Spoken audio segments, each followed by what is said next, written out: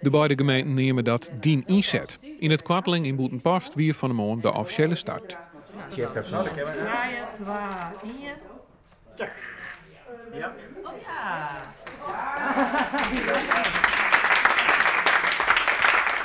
Over het algemeen wordt vonden dat mensen net dankbaar hoeven te wezen voor een uitkering. Dat ze net verplicht worden kennen om daar een tjimprestatie van te leveren. Daar ben ik het eigenlijk wel mee eens.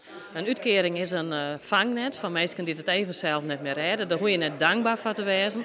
Maar wat ik wel vind, is dat het heel goed is voor mensen om zelf mee te doen in de maatschappij. Maar alle 1400 mensen die erbij staan wordt bepraten wat voor vrijwilligerswerk zij doen kunnen. In de maand voor de start hebben 276 mensen al zijn peteer hoorn.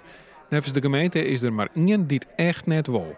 Er is één nou van de 300 die we in beeld hebben, die het categorisch weegt. Daar geven we nou het gesprek maar aan om te zien van hoe kunnen we dit oplossen.